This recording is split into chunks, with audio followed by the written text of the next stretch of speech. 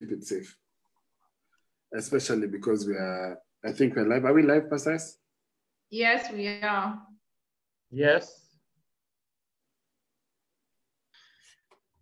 Yeah, we are live now. Where are we live? Sorry to, okay. Is it, Pastor S, is it your page or Amani's? It wasn't me. It's Transform Nations. Okay. I'm starting the video now, and then we will continue with the gallery view.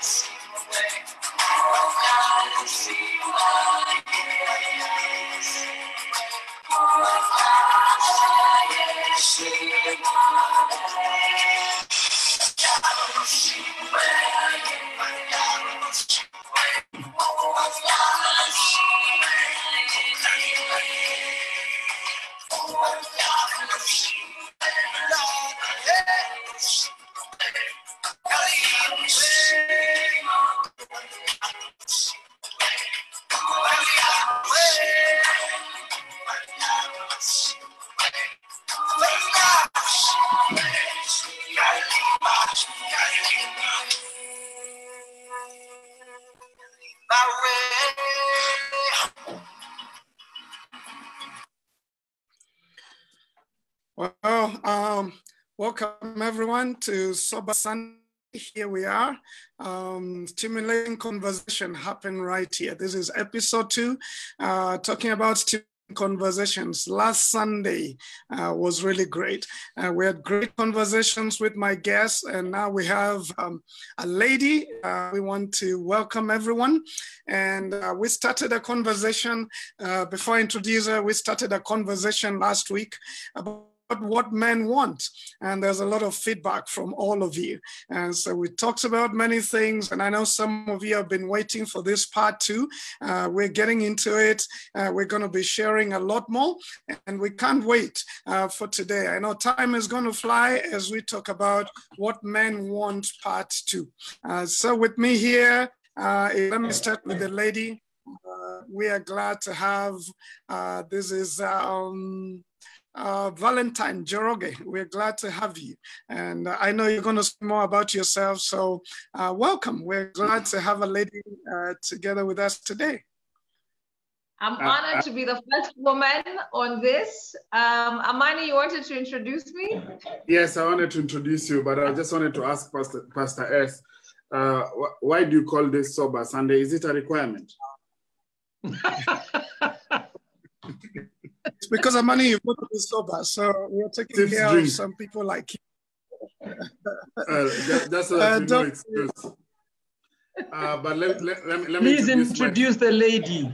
Yes, I'm going to introduce the lady. Ladies and gentlemen, she describes herself as a loosed woman. She is a feminist blogger. She is the founder and CEO of Dada Sphere, providing a platform for women to tell their stories of healing, stories of transformation. She is a member of the Women in Media Network and a trustee of the Gracia Machel Trust in Kenya. Ladies and gentlemen, put your hands together for the beautiful, the sassy, the writer, radio personality, Valentine Njoroge. Thank you, Amani. What an introduction. I want to meet myself. I'm like, who's that? What did you pay him for that introduction? I paid him nothing. Absolutely nothing. So thank you. We're glad to have you. You're welcome. I said no lie. We're glad to have you, Valentine, in this sober conversation. I think Amani needs no introduction. He's already made a lot of noise. So you know that's Amani. And we have Ian Bugwa, or Judge Ian, as most of you knew him some while ago. And so let me ask Mr. Ian Bugwa, please go ahead and just say hi and reintroduce yourself as well. Good evening, Ian Bugwa. That's all you need to know. I feel like father, that's thespian, teacher, actor, musician, director, owner of 5 faces in one, has a facial expression for every sentence that he says, ladies and gentlemen. You've seen him on stage. You've seen him on the wait. Need to cool off, Amani. Pastor, please take over. I do this for fun, especially for you. You have a facial expression for everything. But okay, let's not derail the conversation. Let me be quiet. Well, so we were talking about what men want. Let me just give a summary to those of you who are not with us. Please feel free to host a watch party. Feel free to give us some comments. We're going to be looking at those, especially Amani. He's always keeping his eyes on those. So feel free to let us know what you think about what we are saying and what we are not saying. Talking about what men really want. Just to remind you, this is not a men versus women conversation. It's a men and women conversation. Because when men get what they want and women get what they want, then the society is happy. And so we support both femininity and masculinity. And we're having these conversations because we want good relationships. And we want not just in the home, but way beyond home. And so last week, Valentine, I'm sure you tune in, but just to bring you to speed and our listeners and those who are watching us, we talked about the 3 things men really need and want. And number 1 is honor, respect. We said there's a king, just like there's a queen in every woman, there's a king in every man. And that man seeks for respect. Just to be respected for who he is, not for his achievements first, but just for being a human being, to find respect in the way we talk with him, in the relationship, in the office, wherever we meet this man. He just needs to feel like he is respected for who he is and for the roles that he plays. Number 2, around honor, we said men love to be celebrated for what they do and get to achieve. So if he buys you a gift, then just a little celebration and appreciation that makes him feel good. They love to be treated, just like a king in his own castle, whatever castle that is. And again, there's always a contradistinction to this because Valentine, and I'm sure you love to be spoiled as a queen and you're dressed like one. So we're saying for the men, then they love to just feel like they're kings who are treated well in their own castle or wherever they are, even at work, whatever their position, even as a gateman, just allowed to be able to lead, to play their role with respect and to be considered as honorable men. Of course, we said they need the integrity, so they play out their honor, but we said that is their role. At least what they need is that kind of respect. What are your thoughts, Valentine? These all sound like good things, to be honest, but I think when we use the word respect, we have to examine what that means in different contexts and in different cultures. Like the respect I owe my father, for example, is not the same respect that I owe, you mentioned an askari. You get what I'm saying? So I feel like sometimes people get really caught up in this word respect, and for them it means many other things, submission included, not talking back included, and all these other things, whereas that's not necessarily respect. You get what I'm saying? Well, Ian seems to be wondering what exactly you're saying. But of course, it's true that the way you respect a gate man is not the same way you're going to respect your dad. And it's not the way you're going to respect your man, the man in your life, or your son. Your son also needs respect, or your daughter. When you're a parent. So it's going to be differing depending on who it is you're talking to. That's what you're saying? Yes. And I think this is because you said that when we're talking about what men want, we're not just talking in the relationship, in the partner relationship, we're also speaking in terms of the office, and in general, men are everywhere, right? So I think that is something that needs to be taken into consideration. Respect does not mean that in a boardroom, I defer to the men in the room. It means we are peers here and I get to speak and disagree if I really truly do disagree. So maybe that needs a clearer definition. I think respect is respect, okay? It's just like how love is love, but it's different to other, depending. But respect is respect. A man needs to be respected. That's it. Ian, there's a man who, if he says something in his house and anybody questions him, he experiences that as disrespect. That's not disrespect. That's a conversation. Yeah, and I think Valentine, before even Ian jumps in, I think we say respect is when you honor a person for what they are worth.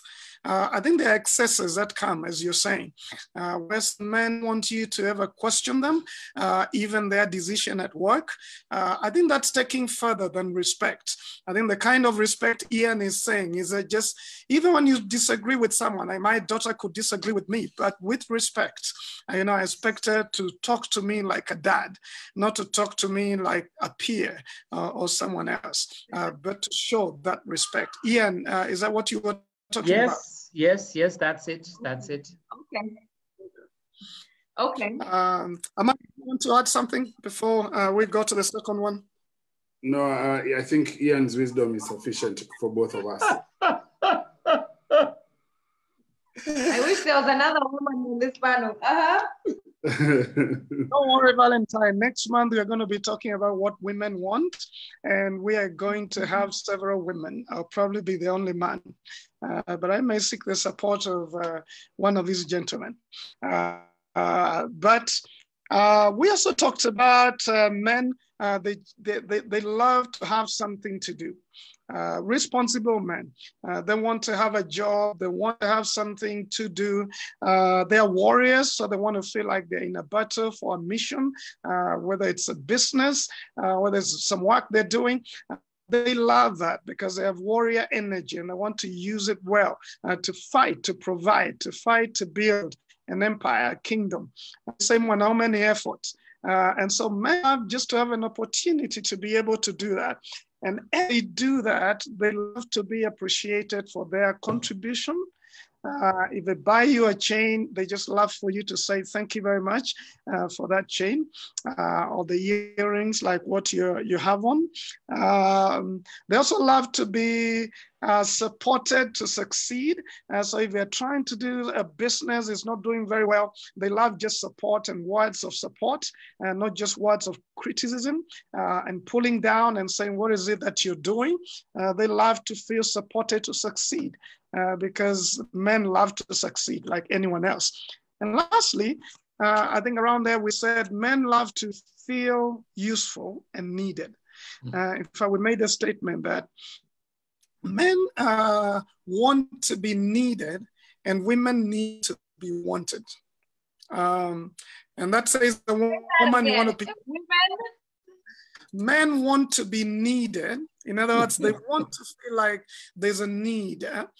You just don't do everything and they're there. They will feel useless. They want to feel useful. So they want you to need them to help you in something or another. But women need to be pursued.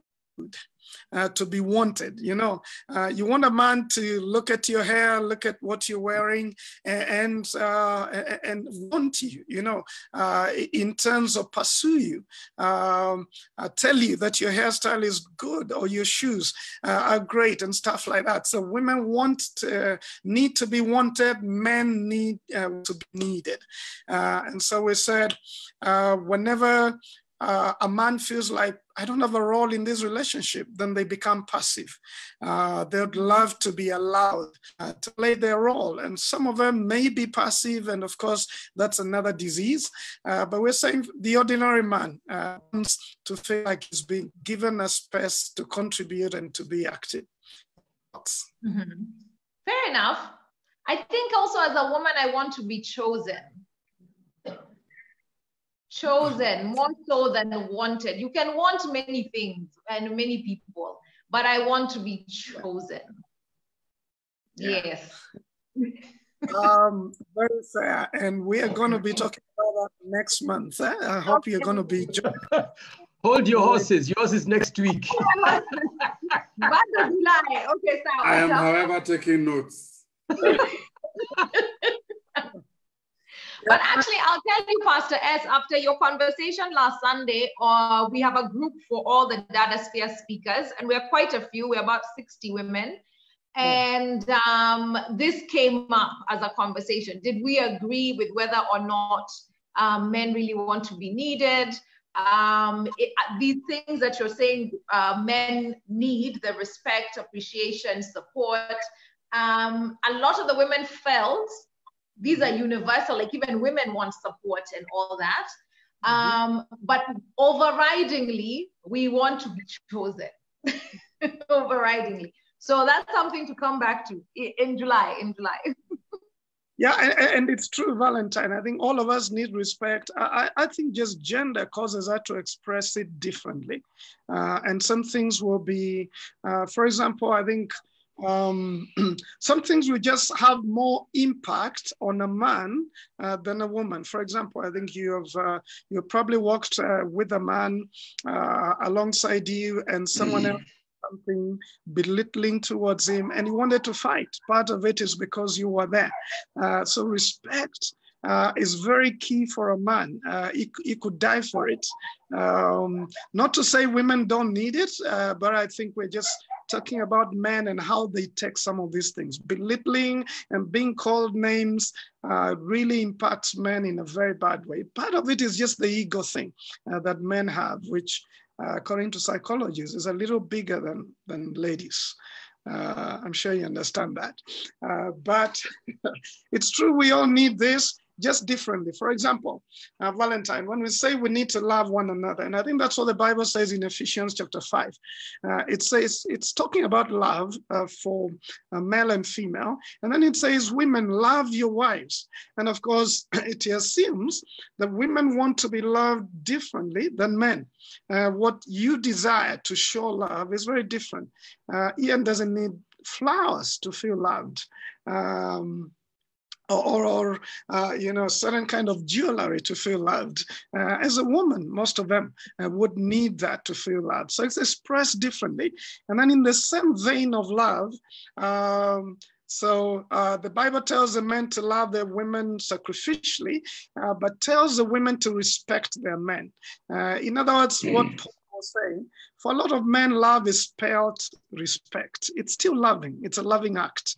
So I'll still respect my wife as a loving actor, but for men, it's just a bigger deal because of their ego and who they are in terms of their wiring. But I love your contribution. Let me go to the last one because I'm sure in your group, that discussion was big. It was about care, that we are lovers, and we are friends, and we have some needs. We have physical needs, part of which is food, as Amani would agree. Of course, there's intimacy as a big need within the relationship. There's, a conducive environment where there's not quarreling or shouting in the home, that they just need to have some peace. So we talked about the way men like this nothing box and just being able to get into a cave and process.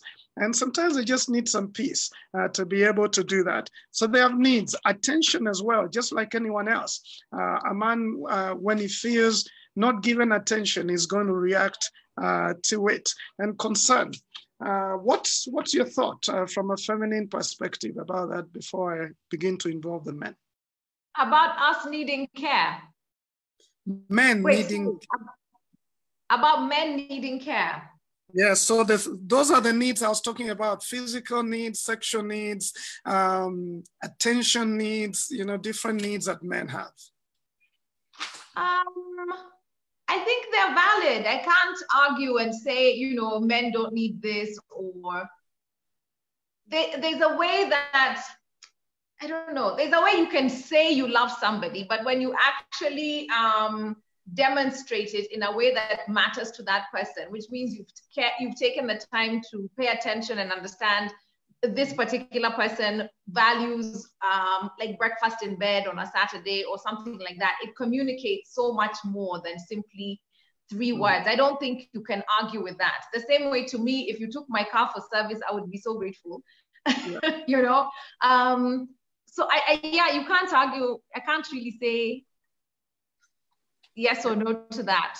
All right. Before we get back to your money, someone who said in the conversations last week that men were just talking as if they're babies. They just want to be babied. They just have needs that they don't seem like they can act without them. Like babies, they want food. They're just crying about their babies. What do you think? It really saddens me that when men speak about their needs and their emotional needs, that the first thing that happens is that they become invalidated. And for me, that really saddens me, because somehow it's okay to invalidate emotional needs of men. For some reason, it's okay. And I'll even show you, if you look at the conversations that are happening right now on the chat, a few people have said that respect needs to be earned, not, that unless a man is respectable, he can't seem to, that there's no reason. The fact that he's a man is not reason enough for him to be respected. And for me, I disagree with that. I disagree with the notion that I have to do something more for me to earn even the basic level of respect that every human being deserves. And people have asked, what is respect? And I want to refer back to the dictionary definition of respect that I did last week. Just Google the word respect. I kid you not. You will find some words that will add to your vocabulary and the ability to understand the word respect. For example, consideration, thoughtfulness, attentive, politeness, courtesy, civility, deference, due regard for the feelings, wishes, and the rights of others. You don't have to go too far to find out how to respect a man. If you just take those words that are already in the dictionary, I swear, and try, you'll find that your man will feel respected. And honestly, Pastor S, and I think people everybody's opinion is valid to them. Yeah. But I think it's not okay to invalidate the feelings of men when men are actually coming out to say, this is what we want, this is what we need. If you disagree with it, don't invalidate it. Just disagree. I agree with you, Amani, in this way. I mean, I understand where some of the people are coming from. There are probably people who have seen men misbehave. For example, you ever had the dad who just abandoned you or was a drunk or this and the other, and they never really acted respectably. Now, I think what I would say, I agree with you that as human beings, even when I meet a drunk in town, I still need to respect them. They are human beings. Their behavior is not respectable, but as a person, they are respectable. I can't just descend on them because they are respectable. They are human beings. They're created in God's image, I would dare say, whatever a man has done. So there's a respect that you give to a human being for who they are. And then I think some of them are referring to, if you act in disrespectable ways, then you may lose some of those respect that is earned. But I think what they are not emphasizing, and there's a basic respect for every human being, just like our members of parliament. We'll still call them honorable members, but the fact is most of them don't act honorably, and there's some ways that we will not respect them in that way. But I guess, Valentine, I think the ladies have experienced such dishonor sometimes from some men that it's just hard to talk about respecting men. It's also that I think there's a level of resentment from a very young age. Girls are spoken to about, you will become a wife, you will have to honor a man, you will have to take care of him, and blah, blah, blah. There's a lot of conversation in a girl's life about taking care of other people.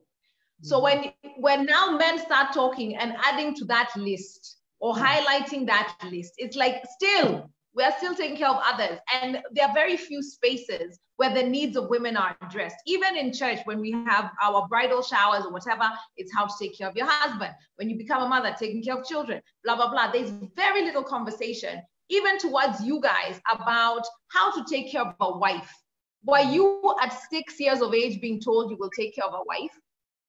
Were you being told this is how you listen to a woman? Were you being told this is how you honor your wife? All those words Amani has listed. Have you ever been told as a man that these words should apply in your home to your wife?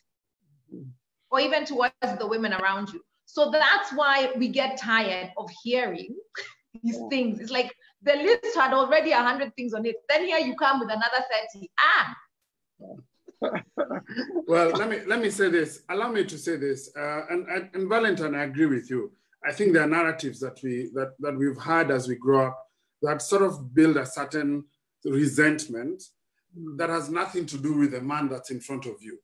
You know, yes. The resentment comes from the past. And I think for me, what I'm asking people to be is to own where your narratives come from and do not necessarily transfer those to the man in front of you. And I'll give you, I mean, just the same way, men have behaved badly, and I know we have, and I know I have, I'll own it. I've not always been a perfect man. We've had women behave badly, but I choose not to carry every bad experience I've had from a woman to every, and generalize that women are like this. I don't now say that women need to earn my respect or women need, because it's not women that have done that to me, it's a particular person. And I should be able to say that person did something wrong to me. That person, I mean, I have, Pastor S, we've talked about this. I've had a, sometimes difficult relationship with my own mother, whom I love with everything I've got, but I've had sometimes a difficult relationship with her. Do I transfer that to every woman and say women are like this? No. Yeah, I think that's, yeah. I think that's very fair, man. That's that person, I like that. And when you got it right, that's a lot of times why these gender conversations, we don't listen to each other, is because there's prejudgment because of our past negative experience. So instead of hearing what is genuine, then your eyes have already been colored by what you've gone through, so you don't really hear.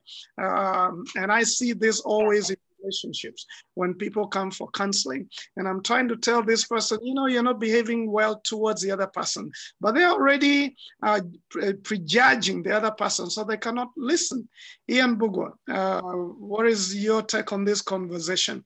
That because of, as we call it, patriarchy, and the way that we emphasize more on the men being treated well and rarely talk about the women, then we have these reactions. Well, it is true. It is true.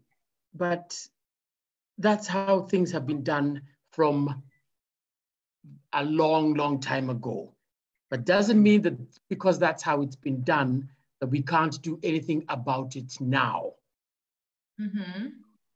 We really should be thinking more about her as a person, the woman as a person, and and her feelings as well, taking into consideration. Let's stop being so selfish. And it's always me, me, me. It's got to be my way or the highway. Yeah. Mm-hmm. Yeah.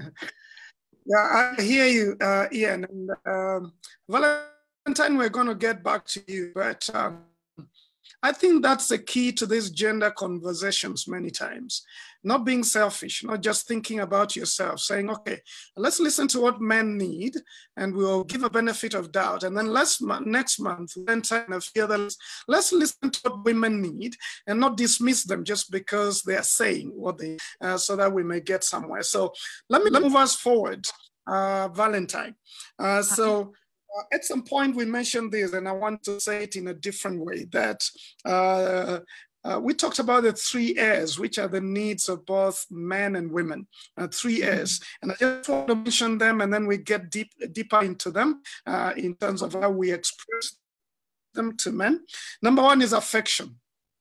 Men need affection, they need love. And we talked about the kind of things they need out of love. And part of love is respect. And this is men anywhere that you meet, whether it's in business or in relation. And that affection is also shown in the way that you forgive. I think Amani quoted 1 Corinthians 13, which is one of the greatest poems on love. And that poem says, written by Paul, that love does not keep a record of wrong. That you don't pile up all of these sins against a person and then you continue to judge them. Now, Valentine, coming to that, the brain science shows that women have greater connection between the 2 hemispheres of the brain, and they also have a greater ability to store information in the brain, especially emotion-laden experiences. You know, they are able to keep it a lot longer than men. That means when women get hurt, then it just takes a lot longer, or sometimes to pull out things from many years ago because they've been installed and get to use them against a partner. And I think we're saying here that affection towards a man means that, you know, you don't bring up things they did 20 years ago and beat up with them. There's a place for continual forgiveness, both sides. There is continual forgiveness, yes. And I'm a big advocate for grace in relationships, because isn't that what that is? Grace is undeserved mercy. It's so you've been this person, you've hurt me, we are committed to this relationship, or we work in this environment, let me be gracious. Mm-hmm. But at the same time, I don't know, you can't, it's very difficult to let go of okay, first of all, the person needs to acknowledge what it is that they've done. In order for me to forgive fully, especially if we're going to continue this relationship, you need to acknowledge how it is that you hurt me. You need to hear me out. And frequently, men don't like to do this. They're like, okay, yes, I cheated. That was you. And why are we still there? See, now I've been faithful for 7 years. We let it go. It's like, yes, we can let it go. I'm trying to let it go. But you need to understand what the humiliation that went into your cheating, the shame, me questioning all my life choices, all of these things. You need to hear my heartache. in order for me to let it go. I can forgive you. Actually, can I forgive you and hold a grudge? No, you can't. But I can, that's what gets in the way of forgiveness, is the acknowledgement of the injury. Amani, do men acknowledge their sins? Actually, in my experience, I found that men are more willing to acknowledge their sins than women are. But that's in my experience. I'm not saying that's successful. Really? Yes, that's true. And in the last 1 year, I've counseled a lot of people who have been going through either separations or divorce, not even because I'm an expert, but just because I've spoken about my process in public. And so because I've spoken about it in public, I've had the opportunity of having people come to me and say, this is what is going on with my relationship. And so, you know, I need some counsel, I need some thoughts, I need some direction. And I found that every time I speak with men, they're very aware about what their fault is, what they've done, and are willing and are always willing to acknowledge. I don't know if that's how they acknowledge it to their women, but at least in the conversation. To acknowledge what you did is different from acknowledging the injury to the other party. You saying, I lost the 1,000,000 shillings, I spent the savings, or I cheated, whatever it is different from hearing the woman's experience of what you did. And that's that what granted. people, that one is difficult for men and for women. Nobody likes to sit there and watch, you know, look at the impact of their actions. But I think that's a necessary part for healing and for forgiveness. That's granted, Valentine. I don't disagree with you. I think acknowledging the injury to the other party is a harder thing to do. But I found, I mean, just at the very basic level, I found that men will say, I did this, I did this, I did this, and I was at wrong. I found that less women are willing to acknowledge that in a relationship and say that this is my part in playing at the relationship going wrong. However, I agree with you that acknowledging the injury to the other person is a bigger step to take. And I think it takes more from both parties. Amani, maybe the challenge here, Valentine, is before I bring in Ian, that you know, you understand about this brain of men, that it's in boxes. And so sometimes they do an act and put it in a box, and once they release it, they should also release it. Unlike women, where everything is connected. If you did this and now you have done, I see a connection as a lady, and the man is wondering, why are you connecting these things? But for the lady, there's an obvious connection. Maybe part of it, and also the way men apologize sometimes is factual and not emotional. And yet for the ladies, they're thinking, how can you just say that? And you don't understand how I'm feeling. Ian. It is true. It is true that it's difficult for men to say, I'm sorry. Mm-hmm. But that does not mean that they are not sorry. It's the words themselves. But they do say it in a different way. If you understand what I mean. I don't understand what you mean. and he would come out and say, I am sorry. But he will be sorry, and you will know that he is sorry. But is I'm sorry even enough? He will he will buy you things. Let me tell you, those apologies, by the way, take so long to land. There's an apology I got last year, and it hit me this week. I was like, you need to understand how a man communicates. I'm like, oh, that's what... Yes. That was the apology. But you see, it's taken me a year to... So it's taken you a year to understand. It's taken you a year to understand. But he apologized immediately. But the way he did it, you didn't understand. So Valentine, so it's problematic. Yeah, this is not funny. Like it's tragic, to be honest. Like you apologize and the person gets it a year later. And I'm not a stupid person. At least I didn't think I was. But it's so problematic. The relationship has changed drastically in the last year because So because what the apology, just come out and say those words. We hear and I think Ian is also saying for us men, I think sometimes we need to swallow our pride and be able to say, I'm sorry. And not just act and assume the other person is going to get it. So I think there's that part. Sometimes as men, we just have a pride that prevents us from apologizing. But back to you, Valentine. And you tell the ladies that come to your platform that, you know, there's a difference between forgiveness and healing.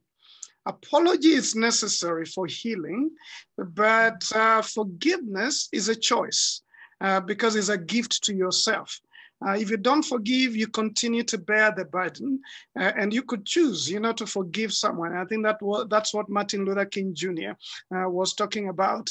Now that we are talking about George Floyd and all of this conversation in the world, he said, nobody's going to, I have a choice to forgive, but someone has a choice to decide how to act. So whether he says, I'm sorry or not, for my own good health, I'm going to forgive and let go so that I'll be free. I don't continue to suffer. Does that make sense? Yes, it does. But even in forgiveness, there is wisdom. I can forgive you, but then I understand, oh, this man really lost all this money. So he's not the one to be trusted with the money. In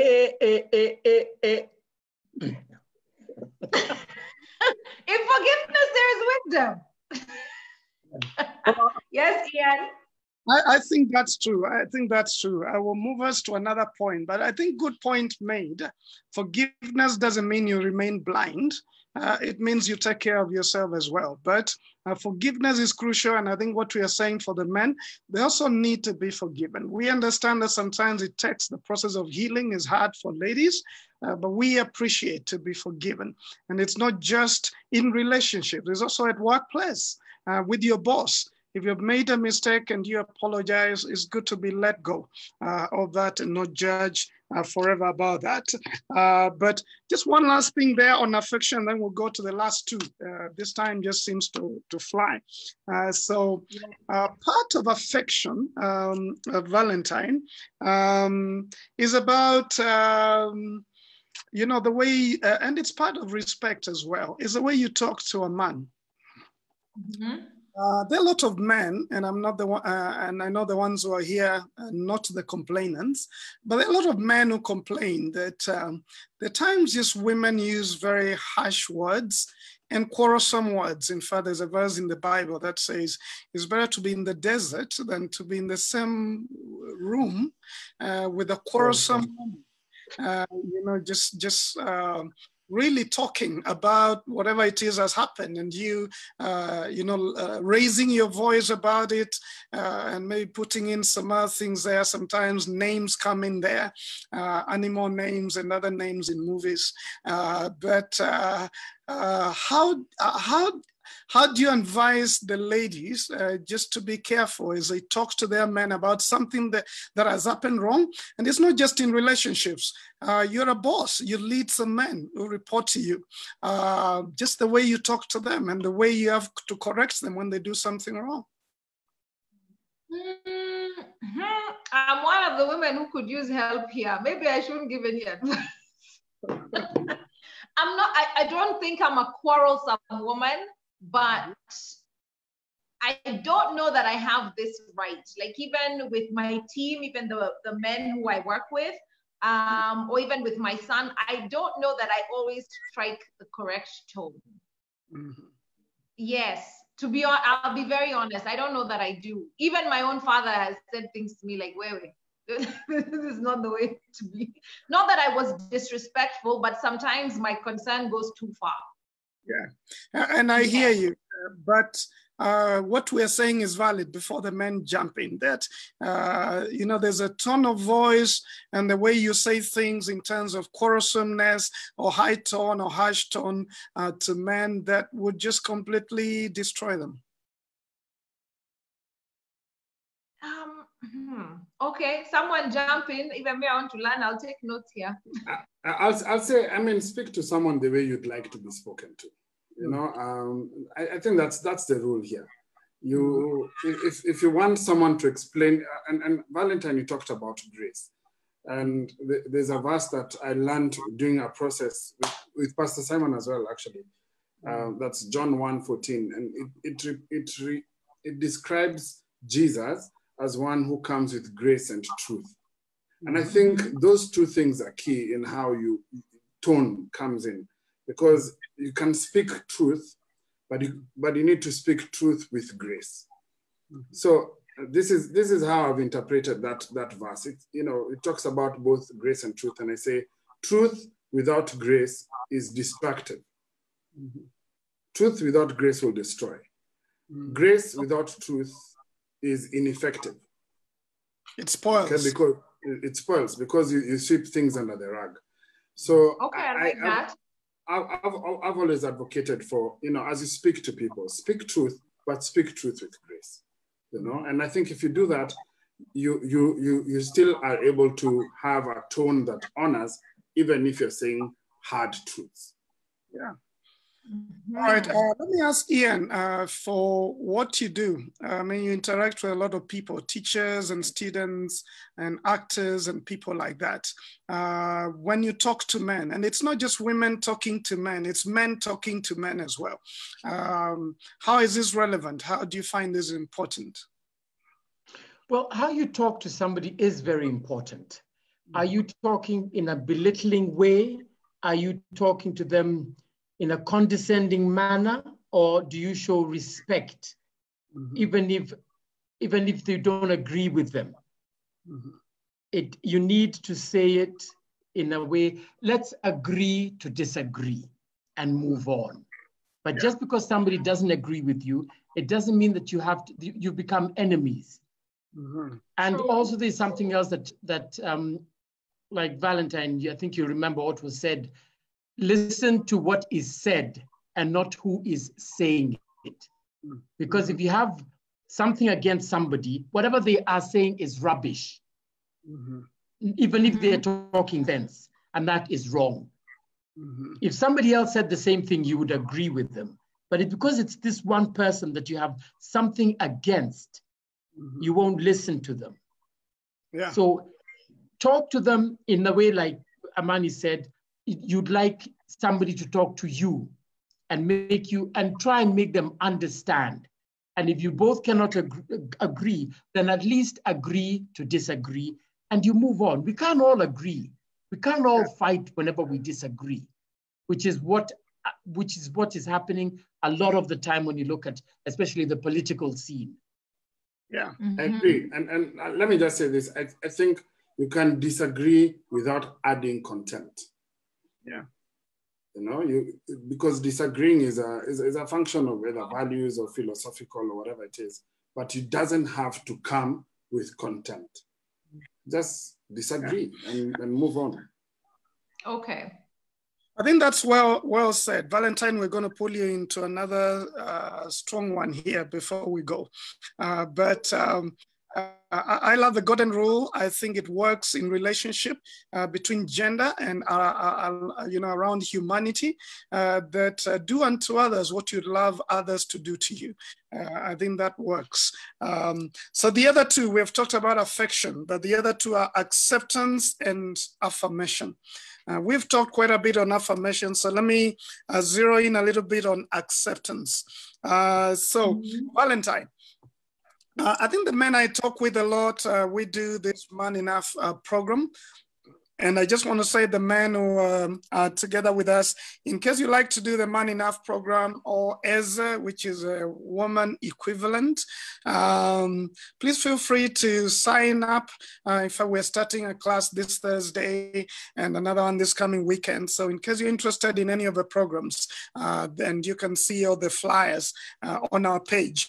Feel free to sign in and we will be glad to get back to you. But as I've dealt with a lot of men, Valentine, there are many who have said it's just hard in the relationship, especially to feel like accepted for.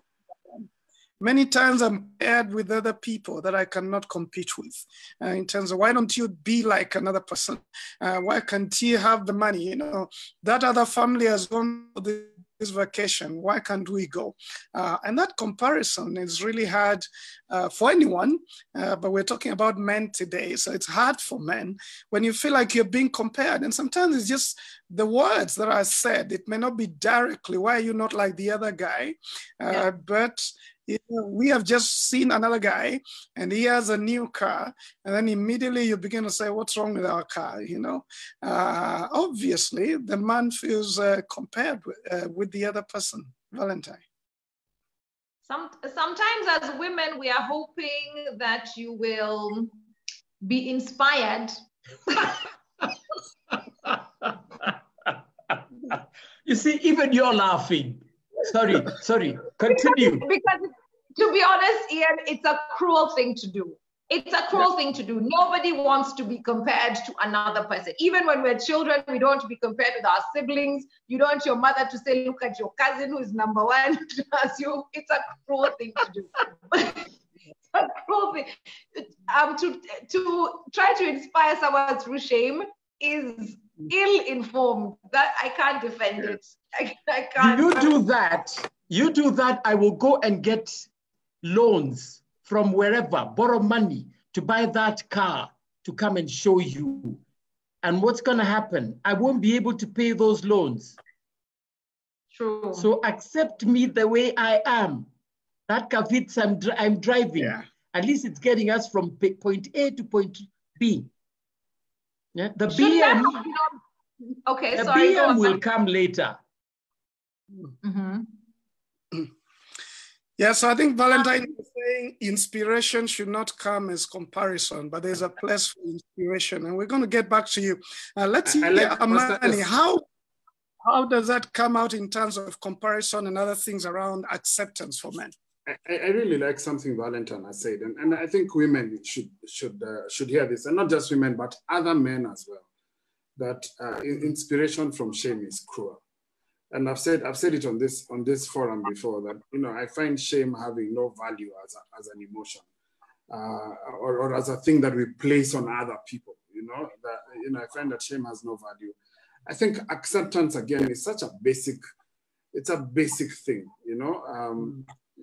If you decide to compare me with my neighbor or my friend who is doing well in a certain way, and you think that's the way to inspire me, I can find other ways to compare you to other women as well, and I think it doesn't augur well. It won't inspire change, So I think acceptance is key, and acceptance is not just physical. It's not about material things or just physical things. I think acceptance is in the same way that we spoke about respect earlier, is accept the human being in front of you. Honor the human being in front of you. Accept them for who they are. Accept them for their backgrounds, their opinions, and even if you don't agree with where they are right now, you can accept the human and you can move them into a certain direction with grace and with truth. And I think even when it comes to work and places where it's not just about relationships. Like I've been in the space where I help organizations build culture. And I tell people it's very hard when someone has already gotten a job. They went through an interview process. They got a job, but then they spend their entire lifetime in that job defending their job.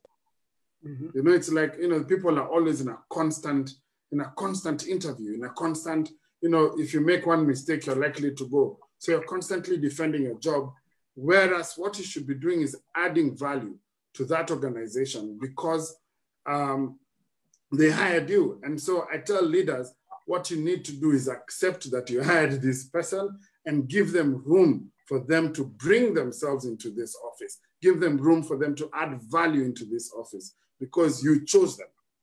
Yeah. You chose them and you gave them that space. So I think acceptance, it's not just in those, it's everywhere. I want to feel, and I need to feel accepted. Yeah, I think very well said, Amani, and maybe I'll come to you, Valentine. But I just wanted to add this. I think in relationships, Valentine, and I'm sure you talk a lot about that. and from your experience as well. Drama always comes when you don't accept your partner, when you're trying to change them to fit a dream, then everybody reacts against being a project of change. You accept the person for who they are, but you also speak the truth about what needs to change. But telling you something needs to change doesn't mean I don't accept you as a person. That's a very tough balance. It's a very tough balance. And as women, I will say this, we are geared to see areas for improvement and areas for nurture and encouragement. This is why we say you give a woman a house, she'll make you a home, and you give all those things we say about women and our capacity to like really, what's the word? To exponential growth. So it's a tough one when you're asking us to take on a guy, accept him as he is, when we can see all these other things that he could be, with encouragement, with, you know, inspiration, not necessarily pointing at BMWs in traffic, but it's a tough balance, because I look at, you know, you look at someone and you're like, you can be so much more. Can I say something? And that's true. What's the tightrope to walk, Amani? You know, I don't even think we're on two different divides here, Valentine. I think I want to be inspired. I want a woman who will support me. I want a woman who will show me the potential that I have. But it needs to come from a place of acceptance first.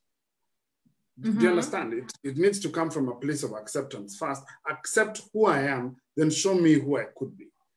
But you see, if... So you want to know that I will love you regardless of whether or not you actually actualize this potential that I see? I do, because this is what you chose. You did not, you see, you may have seen potential. And by the way, remember, this thing goes both ways. This thing goes both ways. So even for you, this is what I chose. I chose what's in front of me. Maybe I could see potential of other things, and where you know, I'm just saying.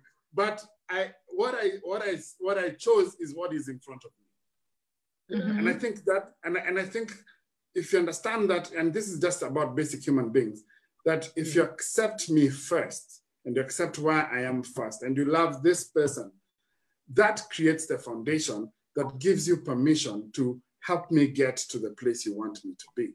But if you start with, you need to be that, remember this word, guys, the word is invalidation. If you start with, this needs, you need to go there first. Basically, what you're saying is, what I've done, where I am right now, does not count. That's what you're saying to me. And so you start by putting me down, and then you hope to inspire me from there. It won't work. So we're not on different divides. I'm just saying there's one step to the other. Start with acceptance, then move me to where you need me to be. Okay.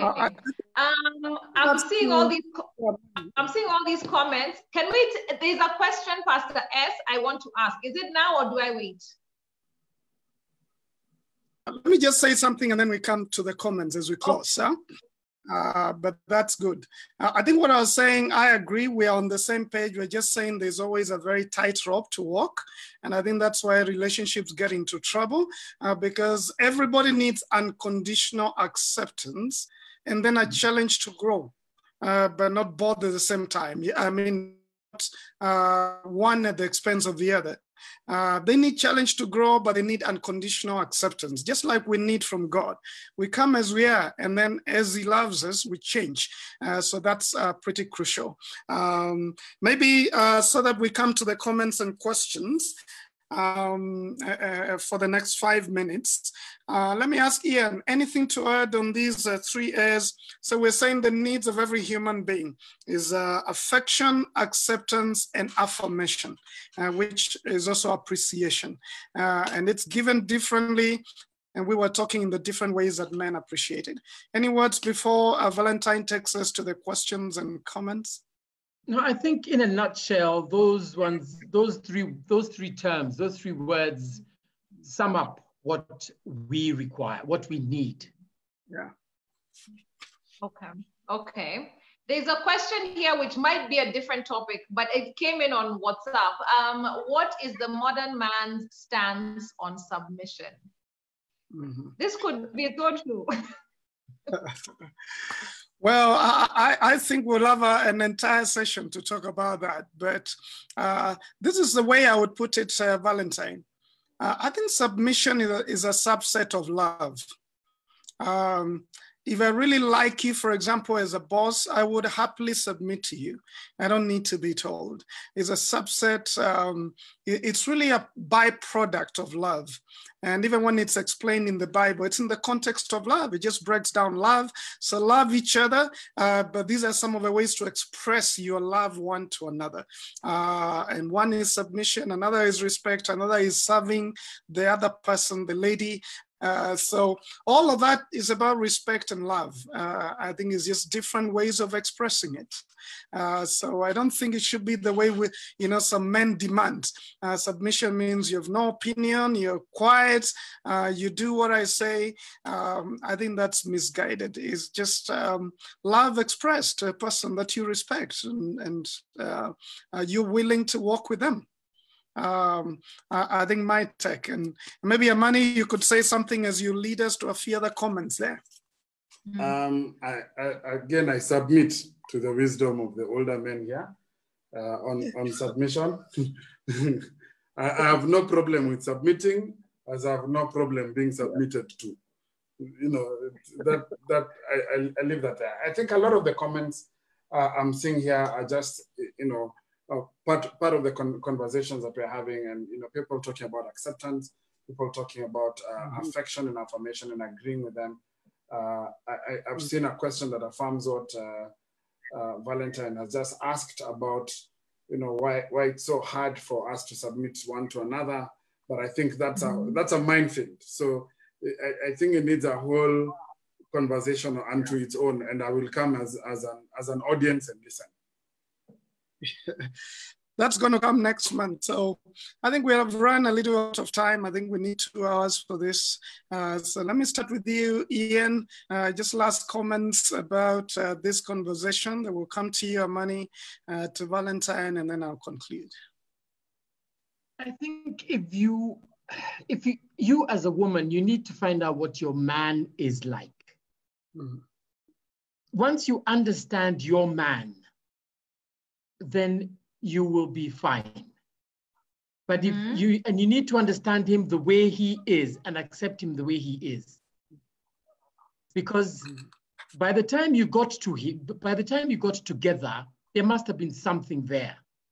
Okay? Unless, of course, there was pregnancy and you felt that your child needed a father, which is wrong.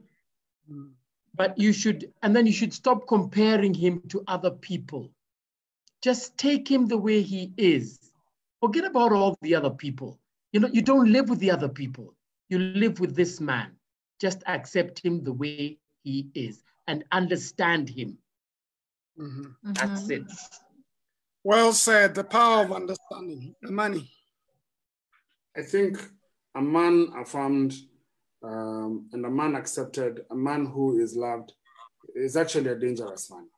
He's a man who can take over the world. And I mean dangerous in a good way. He's a man who can take over the world. I have seen what happens when you have a man who has the right support system around him, and what that does for his family, what that does for even the society around him.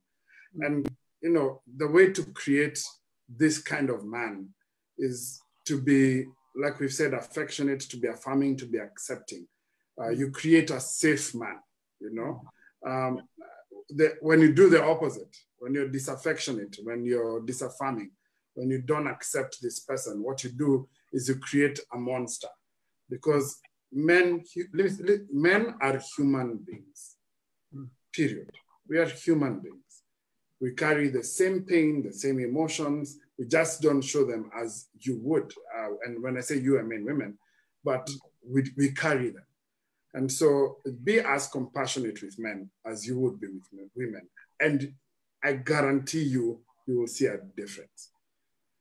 Thank you. I really do hope that that is heard and understood. Thank you very much, Amani. I think the sobriety of our conversations, that we want good for relationships, we want good for our world, we want to see good happen around us. Valentine. I have a challenge for you. As you're talking about, good for our society and good for everything, women suffered inordinately at the hands of men. We are beaten, we are assaulted, we are beaten by you guys. I would like to see you in Transforming Nations have a conversation about violence against women. We are not safe in our own homes. And I think, Pastor S, you're in a prime position to have this conversation with so many people who listen to you. You might not want to think this, but I guarantee you, you know a rapist and you know a child molester. They listen to you, talk to them, highlight. I don't know how you're going to have the conversation. You're the expert here, but it's a necessary conversation. Yeah. Well, thank you very much, Valentine. I'll put you on blast in public, but I think it's so necessary. No, that's true. I think with Man Enough, we're going to be talking about it with intentional dads. We're going to raise it up, and in this sober Sunday, we're going to raise it up, and I'm sure you're going to hear it. And so, as we close, I think I just want to say to everyone, thanks, Valentine, thanks, Amani, thanks, Ian. I think we are having these conversations because we care for each other, and I want to leave us with the verse Romans 12. Verse 10, it says, love each other with genuine affection. And even as we remember what's going on around the world with the George Floyd case and racism and tribalism, we're called to love each other with genuine affection, not just men, but each one of us. And affection means you care for people, you don't mistreat them, you don't push them into a corner. We care for one another. And the same verse says, and take delight in honoring each other. Take delight in honoring each other. So men, yes, we need respect, we need honor, we need all the things we've talked about. Let's take delight in honoring the women as well, so that we will be honored and we will be honorable as well. And we will be celebrated as men of honor, men of duty, and men of care. May the Lord bless you all men as we stand tall, as we show the glory of masculinity. Thank you, everyone, and let's have a good night. Thank you for having us. Thank you so much for asking me. I'm very honored. Thank you so much. Thank you, Valentine. We'll have you next month when we talk about the ladies. Okay. Thanks, Ian. Thanks, gentlemen. Let's have a good night. Thanks. Good night.